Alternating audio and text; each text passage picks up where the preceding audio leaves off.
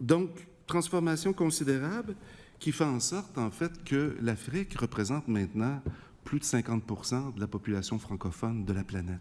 Okay? Ce qui fait en sorte que ça devient maintenant un bassin particulièrement important de francophones sur la planète. Mais c'est lié également non pas uniquement à la croissance démographique, mais également aux investissements qu'on a fait dans le domaine de l'éducation, dans les pays africains notamment, à partir des efforts qui ont été faits par les gouvernements, mais également par la communauté internationale. Donc, des investissements importants qui ont conduit justement à cette croissance phénoménale là, du nombre de francophones sur le continent africain.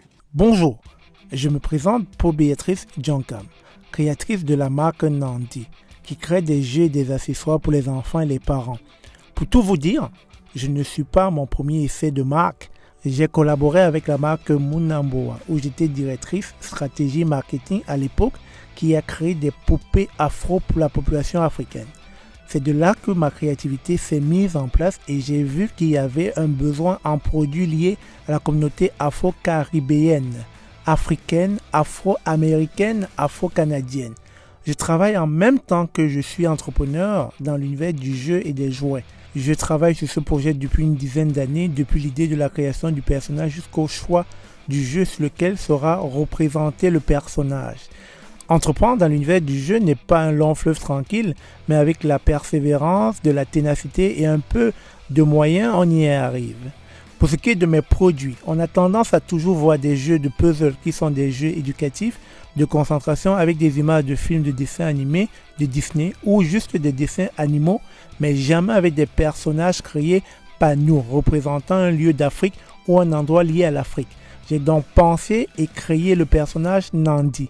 Nandi se décline en plusieurs jeux de puzzle de 100 pièces et de 500 pièces, où les parents et les enfants peuvent se retrouver autour d'une table et partager un moment de jeu. Retrouver l'ensemble des pièces et refaire l'image complète du personnage, ce qui demandera une certaine concentration, une certaine recherche, de la patience et de l'échange entre parents et enfants. Nandi se décline en jeu de puzzle, en t-shirt et en chaussettes. Pour nous trouver, allez tout simplement sur notre boutique en ligne https://nandi.africrea.com/fr.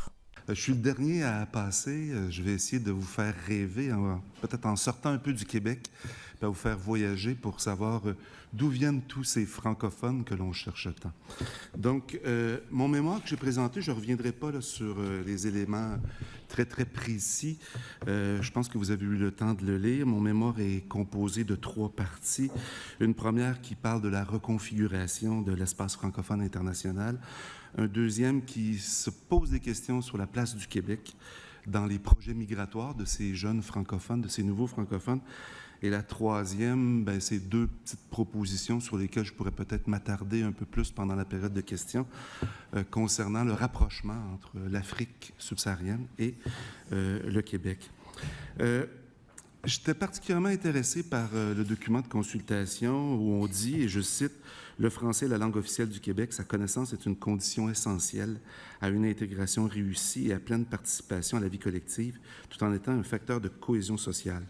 De plus, les personnes immigrantes connaissant le français présentent un plus haut taux de rétention, c'est-à-dire qu'elles résident toujours au Québec plusieurs années après leur admission. » Donc, ça me semble assez intéressant de voir qu'il semble se dégager, du moins, un consensus autour de cette idée d'essayer d'identifier des immigrants qui pourraient, et des gens de passage qui pourraient communiquer, disons, plus facilement, plus rapidement ici avec la population québécoise.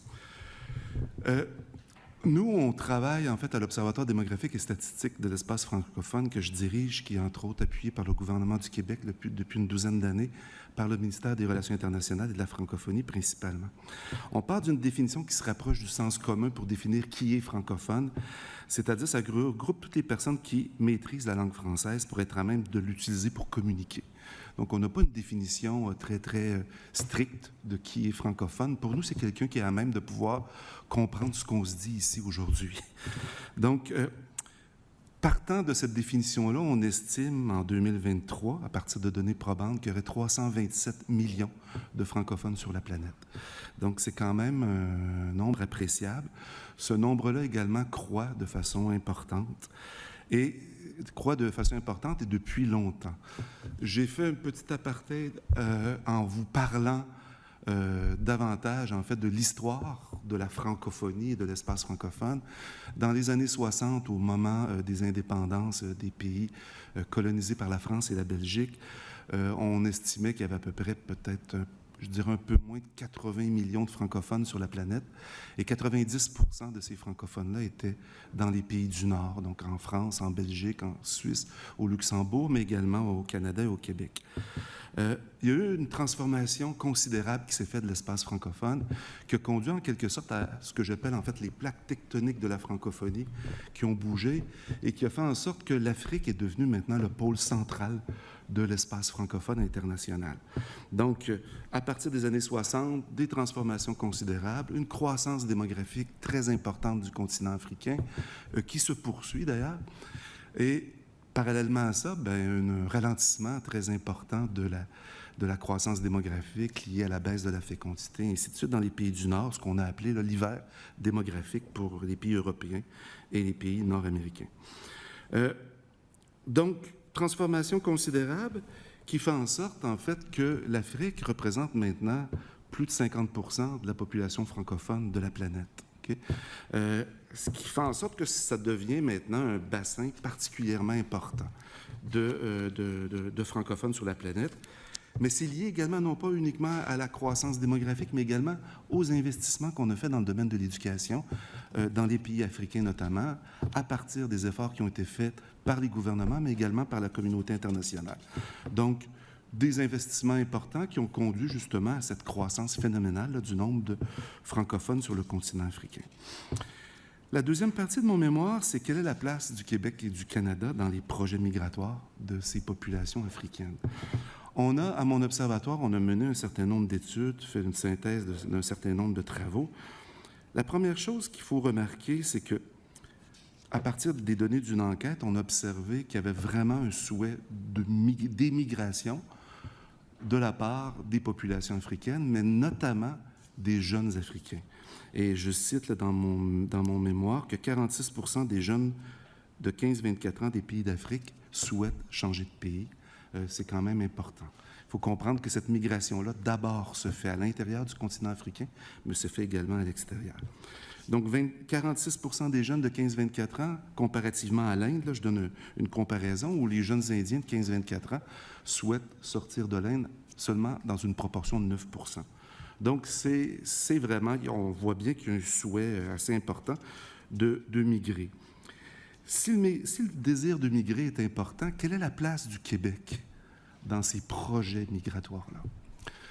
Et c'est effectivement très difficile de trouver des informations là-dessus. On en a trouvé, il y a une vaste enquête qui a été faite par la maison de sondage Gallup, qui a permis, en quelque sorte, d'avoir des informations de ce type-là. On sait que de plus en plus maintenant de jeunes Africains migrent un peu à l'étranger et migrent de plus en plus au Québec et au Canada. Donc, on l'a vu, les données de l'Institut de la statistique du Québec ont montré en quelque sorte une augmentation considérable des migrants africains. Même au Canada, l'Afrique est devenue le deuxième continent le plus important en termes d'immigration internationale, a même dépassé l'Europe. Donc, on le voit bien, il y a une reconfiguration qui s'opère. Donc, les projets pour le Québec et le Canada, que sont-ils? On s'est inspiré d'une étude menée par l'OCDE, ce dont je parlais tout à l'heure, pour 5 pays d'Afrique qui nous intéressaient particulièrement, le Bénin, le Burkina, la Côte d'Ivoire, la République démocratique du Congo et le Cameroun. L'étude de l'OCDE, lorsqu'on utilise les données, on voit qu'il y a, en fait, en 2010, il y avait 450 000 personnes qui vivaient dans les pays de l'OCDE provenant de ces 5 pays d'Afrique francophone. Il y en avait 250 000 qui résidaient en France, il y en avait 56 000 qui résidaient aux États-Unis, il y en avait 10 000 seulement qui résidaient au Canada. Okay? En gros, la France accueille 25 fois plus d'immigrants de ces 5 pays-là francophones d'Afrique, 25 fois plus que le Québec, et les États-Unis qui n'ont pas... je dirais qu'ils ne font pas partie d'un pays francophone particulièrement, en accueillent quand même 6 fois plus que le Canada. Donc, on le voit, on ne va pas en quelque sorte tirer notre juste part, je dirais, d'immigrants francophones, et il faut se poser la question. Comment faire en quelque sorte pour rapprocher le Québec de l'Afrique subsaharienne?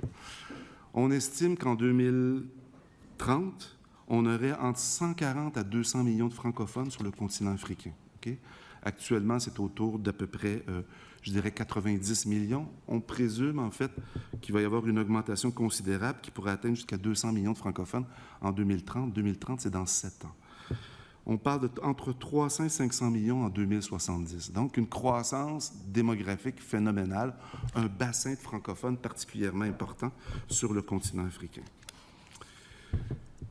Le Québec n'occupe pas le terrain qu'il devrait occuper. C'est un peu le message que je veux livrer ici. Maintenant, comment on peut s'assurer de faire en sorte que le Québec soit peut-être un peu plus attractif pour les immigrants africains qui souhaiteraient faire un projet migratoire, puis peut-être un projet migratoire dans un pays francophone.